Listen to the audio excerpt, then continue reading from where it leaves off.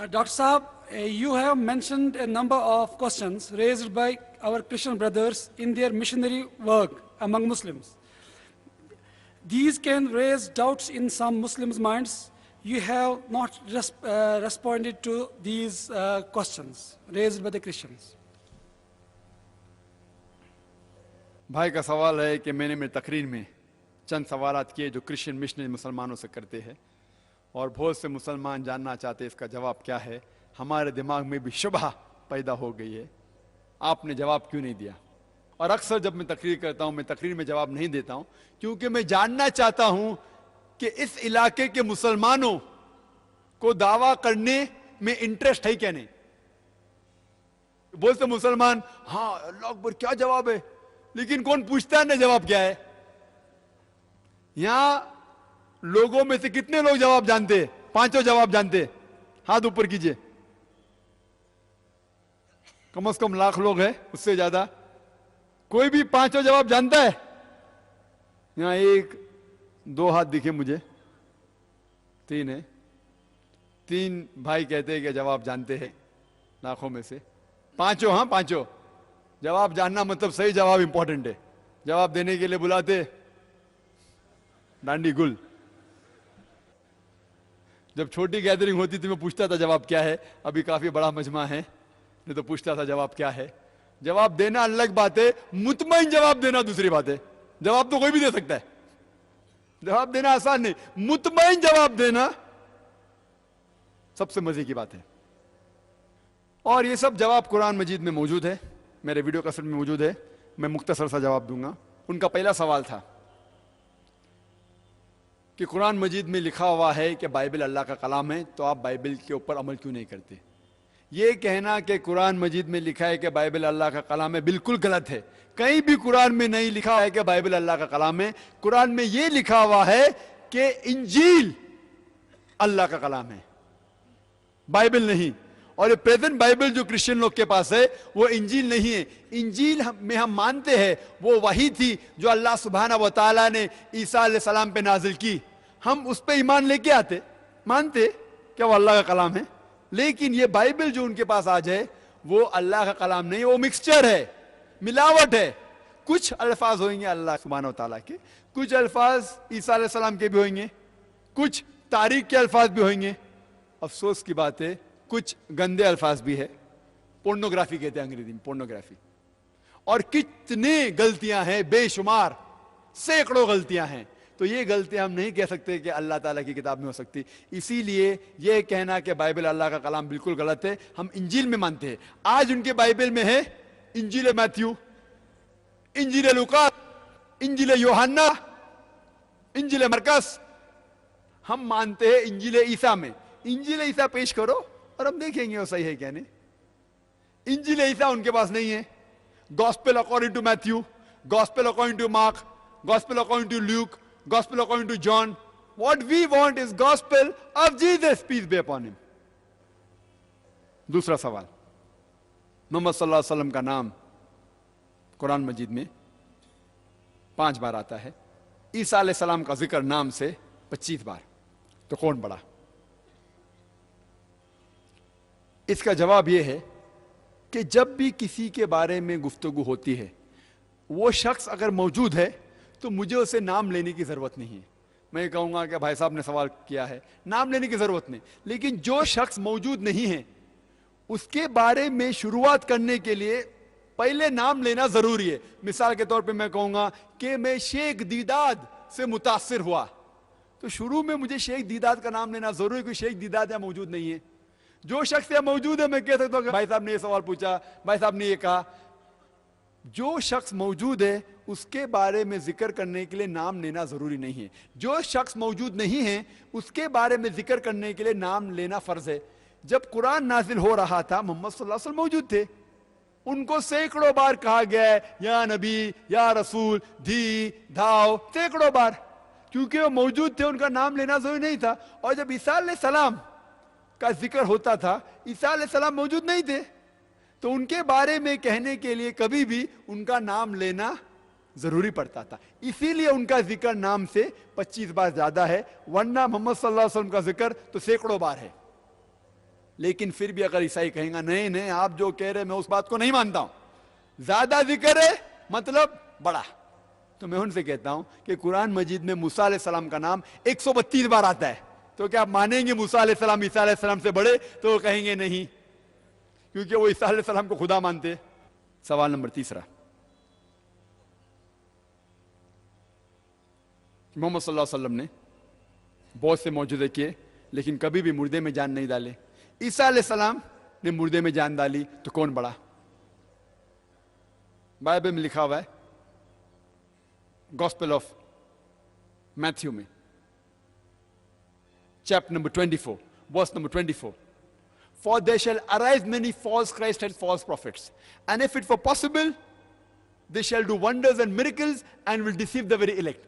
Bible میں لکھا ہے کہ کئی بہت سے سینکڑوں غلط فریبی عیسائی آئیں گے اور لوگوں کو دھوکہ دیں گے, بہت سے نشانیاں معجزہ کریں گے اور لوگوں کو بہکائیں گے. تو بائبل میں لکھا ہوا ہے کہ بہت سے لوگ معجزات کر کے لوگوں کو بہکائیں گے, مطلب معجزہ از ناٹ دا ٹیسٹ, معجزہ نشانی نہیں کہ کون بڑا کون نہیں بڑا.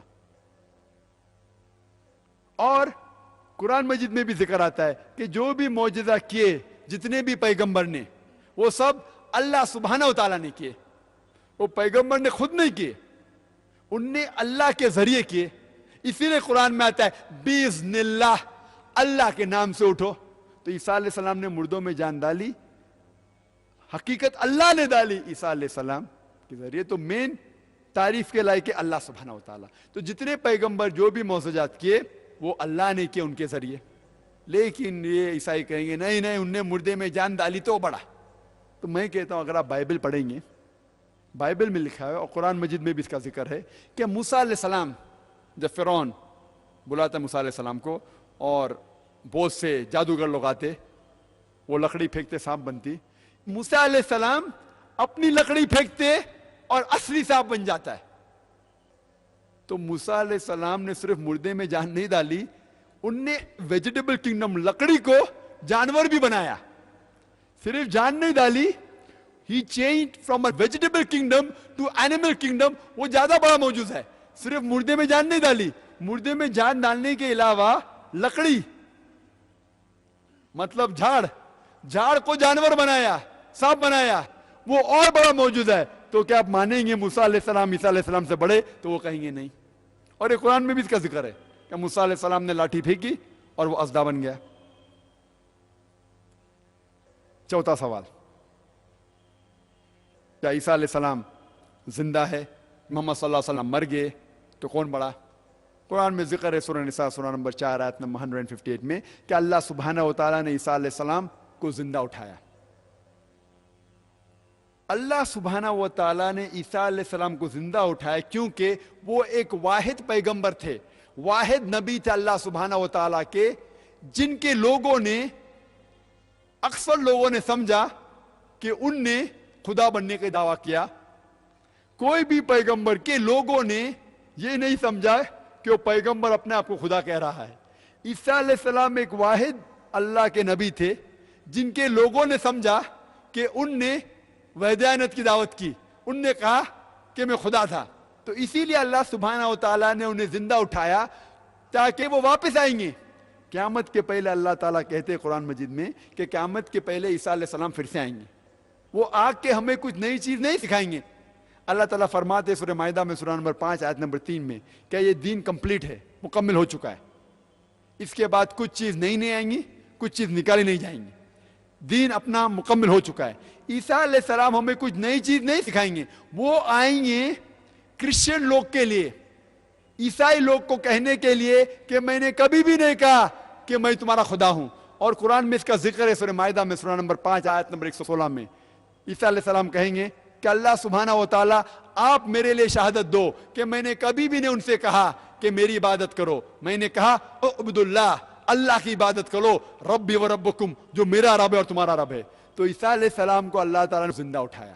تو کہ جب وہ واپس سے آئیں گے عیسائی لوگ کو کہیں گے کہ میں نے کبھی بھی نہیں خدا کہا. اور یہ ذکر صرف قرآن میں نہیں ہے, بائبل میں بھی ہے. اگر آپ پڑھیں گے گاسپل آف میتھیو میں, اس میں کہتے on that day On that day, when we will say, oh Lord, have we not done wonders and miracles in your name? Jesus Christ, peace be upon him, reply, ye men of iniquity, I don't even know you. उस दिन जब वो वापस आएंगे, लोग कहेंगे, ए खुदा, हमने आपके नाम पे बहुत से मौजूदा किए. तो ईसा अलैहिस्सलाम कहेंगे, आप गुनहगार कौम, आप यहां से निकल जाओ, मैं आपको जानता भी नहीं हूं. मतलब ईसा अलैहिस्सलाम कहेंगे, जब वापस आएंगे, ईसाई लोग से कहेंगे कि मैंने कभी भी नहीं कहा कि मैं खुदा हूं, मैंने कभी भी नहीं कहा कि आप मेरी इबादत करो. तो इसीलिए अल्लाह सुब्हाना व तआला ने उन्हें जिंदा ऊपर उठा लिया. आखिरी सवाल कि मोहम्मद सल्लल्लाहु अलैहि वसल्लम के वालिद और वालिदा थे. ईसा अलैहिस्सलाम के वालिदा थे लेकिन वालिद नहीं. तो कौन बड़ा? वालिद नहीं थे तो वालिद कौन था? अल्लाह सुब्हाना. तो ईसा अलैहिस्सलाम अल्लाह है. इसका जवाब दिया गया कुरान मजीद में. अल्लाह ताला फरमाते सूरह अल इमरान में, सूरह नंबर 3 आयत नंबर 59 में, इन्न मसला ईसा इंदल्लाहि कमसला आदम खलक मिन तुराब सुम्मा क़ाला लहु कुन फयकुन. ईसा अलैहिस्सलाम की मिसाल अल्लाह सुब्हानहू व तआला के नजदीक आदम अलैहिस्सलाम जैसी है.